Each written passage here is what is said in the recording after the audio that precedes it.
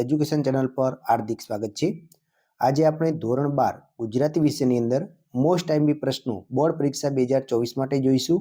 વિભાગ વાઇઝ એટલે વિભાગ એ અને વિભાગ બી ની અંદર જે તમારે 2 માર્ક્સના અને 4 માર્ક્સના જે મોટા પ્રશ્નો પૂછાય છે એ પ્રશ્નો તમને આઈએમપી આપવાના છે। તો શરૂઆત કરીએ છીએ આપણે વિભાગ એ થી જે ગદ્ય આધારિત છે। તો એની અંદર આપણે 2 ગુણના જે પ્રશ્નો તમારે પૂછાય છે એટલે કે 3-4 વાક્યોમાં પ્રશ્નો લખો એના મોસ્ટ ટાઈમબી પ્રશ્નો જોઈએ। તો પહેલો પ્રશ્ન છે કે બીજ અને વૃક્ષનો કાર્યકારણ સંબંધ સ્પષ્ટ કરો। બીજું છે સોનું તો આખરે સોનું જ છે એવું સાથી કહી શકાય। ત્રીજો બા આખા કુટુંબનો ખ્યાલ કેવી રીતે રાખતા હશે। ચોથું કાળરૂપી કુવાડીએ કેવી પરિસ્થિતિ સર્જી દીધી હતી। પાંચમું દમયંતીને પરણાવવા નીકળેલા કળીનું વર્ણન કરો। એના પછી છઠ્ઠું છે દમયંતીની મૂંઝવણ કોણે દૂર કરી અને કઈ રીતે। સાતમું કાગવાણી સુકનમાં ન લાવવું એટલે શું। આઠમો પ્રશ્ન છે કવિને બધી કાળી વસ્તુમાં કપટનો ભાવ શા માટે જોવા મળે છે। 9 ઓલિયાનો ન્યાય સાચો સાથી ગણી શકાય। એના પછી 10મો પ્રશ્ન છે ઓલિયાની માનવતા દર્શાવો। 11મો પતિની વાતનો ઉર્મિલાએ શો જવાબ આપ્યો। 12મો વનમાં જવા અંગેની પતિની વાતની ઉર્મિલા પર શી અસર થઈ। 13મો મીરાબાઈએ શ્રીકૃષ્ણ શી રીતે ઉગાર્યો। 14મો મીરાબાઈ ઉપર રાણાજીએ શા માટે ક્રોધ કર્યો। એના પછી 15મું છે છેલ્લા શેરમાં સંબંધોની ક્ષણભંગુરતા શી રીતે આલેખાઈ છે। અને 16મો શક્યતાના દ્વાર ખખડાવવા એટલે શું કરવું।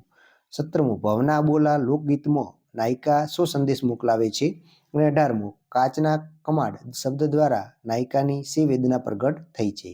એના પછી 4 ગુણના મોટા પ્રશ્નોની વાત કરીએ તો જે વિભાગ એ માટે છે તો પહેલું છે ભાણેની કરુણ પરિસ્થિતિનું વર્ણન કરો। બીજું ભાણી કાવ્યમાં આલેખાયેલ સામાજિક આર્થિક વિષમતા વર્ણવો। એના પછી છે જુઓ ગઝલનું મર્મ સમજાવો। ચોથું જુઓ ગઝલનું સમગ્રલક્ષી ભાવદર્શન કરાવો। પાંચમું છે દમયંતી સ્વયંવર કડવાની કથા તમારા શબ્દોમાં લખો। છઠ્ઠું દેવોએ નળ અને દમયંતીને પ્રસન્ન થઈ કયા કયા વરદાન આપ્યા હતા। એના પછી 7મું છે ગોપી શ્યામ રંગની કઈ કઈ વસ્તુનો ત્યાગ કરે છે। 8મું ગોપી શ્યામ રંગની નજીક જવાની શા માટે ના પાડે છે। 9મું છે ઉર્મિલા કાવ્યના આધારે લક્ષ્મણનું ચરિત્ર ચિત્રણ કરો। 10મું છે લક્ષ્મણ ઉર્મિલાનું બહુમાન કેવી રીતે કરે છે। 11મું રામબાણ કોને કોને વાગ્યા છે તેની શી અસર થઈ છે। અને 12મું રામબાણ પદનો મર્મ તમારા શબ્દોમાં લખો।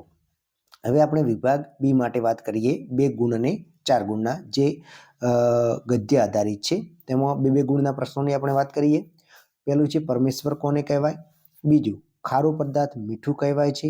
ત્રીજું બાબા સાહેબે કયા કયા સામયિક શરૂ કર્યા હતા અને સામયિક ઉપર કયા સંતની પંક્તિઓ મૂકી હતી।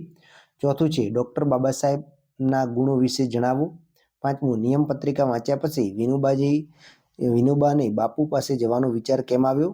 એના પછી છઠ્ઠું શાક સમારતા સમારતા ગાંધીજીએ વિનોબાને શું કહ્યું। એના પછી 7મું છે અમે બેવડા પરિગ્રહવાળા થઈ ગયા છીએ એમ લેખક શા માટે કહે છે। 8મું લેખક પડોશી દંપતીનો આભાર શા માટે માને છે। 9મા નંબરનો છે ભોજાના મનમાં ક્યારે એક નવો જ પ્રકાશ ઝબકી ઉઠ્યો। એના પછી 10મું છે પોસ્ટ માસ્ટરની પત્નીએ પોસ્ટ માસ્ટરને શો ઠપકો આપ્યો તેના પોસ્ટ માસ્ટરે શો જવાબ આપ્યો। એના પછી 11મું દ્રૌપદી યુધિષ્ઠિરને શેની યાદ અપાવીને સ્ત્રીના સન્માન અંગે પોતાની વ્યથા રજૂ કરે છે। 12મું સહદેવની વાત સાથે સંમત થતો નકુલ પોતાની શી પ્રતિક્રિયા આપે છે। એના પછી 13મું મોટાભાઈ મહાનામની વાત સાંભળી અનિરુદ્ધ શા વિચારમાં પડી ગયો। એના પછી 14મું અનિરુદ્ધની માતાએ તેને શું કહી શ્રમણ બનવાની ના પાડી। એના પછી 15મું લેખિકાએ જોયેલો સોહામણા કાશ્મીર સૌંદર્ય વિશે જણાવો। એના પછી 16મું છે અમરનાથ યાત્રામાં કયા કયા સુંદર સ્થળોનું વર્ણન દર્શાવ્યું છે। 17મું હીરા સાથી બદલાઈ ગયેલી છે। એના પછી 18મું નાનપણથી જ મણિબાઈની કઈ તાસીર હતી તે દ્રષ્ટાંત જણાવો। એના પછી છે 19મું દેવરાજને તેની બા સાથેના કયા કયા સ્મરણો યાદ આવે છે। 20મું દુકાળ વિશે દેવરાજના વિચારો જણાવો। 21 નાયિકાને જોતો નાયકે શો અનુમાનો કર્યા। અને 22 સેલ્વી પંકજમને નાયકનું સ્વાગત કેવી રીતે કર્યું હતું। એના પછી 23મું છે શ્રી પ્રભાશંકરના નિસ્પૃહ અને નિરાભિમાન માણસનો ક્યારે ખ્યાલ આવે છે। એના પછી 24મું છે કે અંગ્રેજ અમલદારોને તેમના ઉપરીઓ શી સલાહ આપતા હતા।